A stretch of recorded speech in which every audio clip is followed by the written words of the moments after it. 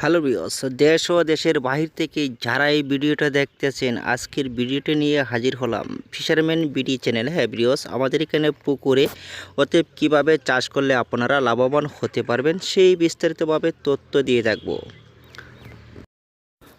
দেশি পাবদা মাছের ক্ষেত্রে পুকুরের আপনার সর্বদাই যে আয়তনটা হতে হবে 100% কিংবা আপনার 200% জায়গার ভিতরে এড়িয়ে থাকলে সেই ক্ষেত্রে চাষ আপনারা ভালো ফলন করিতে পারেন।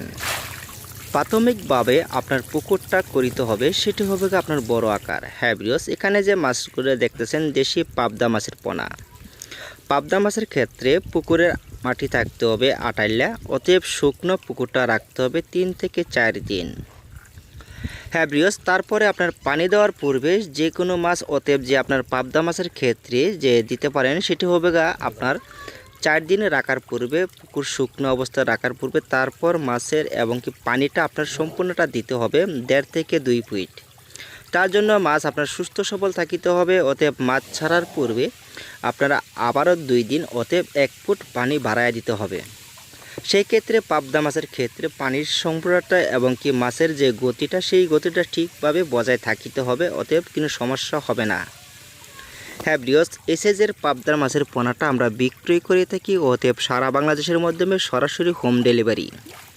যারা নতুন এবং কি পাবদা মাছ ছাড়েছেন, পাবদা মাছের ক্ষেত্রে অনেক রোগ জীবাণু হয়ে থাকে, যারা সফলতা হতে পারতেছে না, অতএব রোগ জীবাণুর জন্য অনেকটাই ক্ষতিগ্রস্ত। তার জন্য আপনারা কি কি ওষুধ ব্যবহার করবেন আপনারা ভিডিও নিচে কমেন্টের মাধ্যমে জেনে নিতে পারবেন। হ্যাঁ ভিউয়ার্স, প্রাথমিকভাবে আপনার পুকুরটা যদি শুকনো অবস্থার মাধ্যমে যদি রাখেন 3 দিন অথবা 4 দিন, সেটা আপনি আগেই বলেছি, তার ক্ষেত্রে রয়েছে 4 দিন পূর্বে আপনারা চুন দিবেন প্রতি শতাংশে 250 গ্রাম করে, প্রতি শতাংশে চুন দিবেন। চুনটা দেবেন পানি পানি করে সারাটা পুকুর নিয়ে ছিটিয়ে দিতে হবে প্রতি শতাংশে হিসাবে। তার মাধ্যমে রয়েছে পাবদা মাছের ক্ষেত্রে পুকুরে কিংবা লবণ ব্যবহার করতে হবে না যদি পুকুরটা আপনার 4 দিন ভালোভাবে শুকাইয়ে রাখেন। হ্যাঁ ভিউয়ার্স, পানি ছাড়ার পূর্বে দেখা গেছে আপনারা পানি যদি 2 ফিট অথবা 2.5 ফিট হয়ে থাকে, তাহলে সেই ক্ষেত্রে আপনারা পটাশটা দিতে হবে প্রতি শতাংশে 3 গ্রাম করে, প্রতি শতাংশে পটাশ দিবেন। পটাশটা হলো পটাশ যদি আপনারা দিয়ে যান, তাহলে সেই ক্ষেত্রে মাছের ক্ষেত্রে অনেকটাই যদি কোনো দাগ অথবা মরিচা ভাব থাকে তাহলে সেটা নষ্ট হয়ে যাবে। হ্যাঁ ভিউয়ার্স, তার জন্য রয়েছে পাবদা মাছ ছাড়ার পূর্বে কিংবা 8 দিন অথবা 15 দিন পর পর যদি কোনো রোগ ধরে, তাহলে সেটা হবে আপনার পুকুরের ক্ষেত্রে।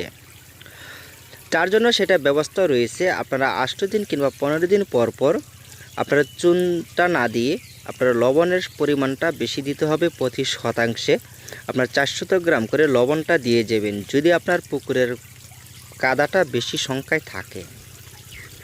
হ্যাঁ ভিউয়ার্স, তার জন্য রয়েছে আরেকটা ওষুধ ব্যবহার করবেন, সেটি হলো পেতিলেন, কিংবা আপনার যদি মাছের শরীরে কোনো ঘা দাগ হয়ে যায় লেঞ্জাতে, তার জন্য রয়েছে আপনারা ব্যবহার করতে হবে পাকা তেঁতুল প্রতি শতাংশে 300 গ্রাম অতএব 400 গ্রাম করে ব্যবহার করবেন।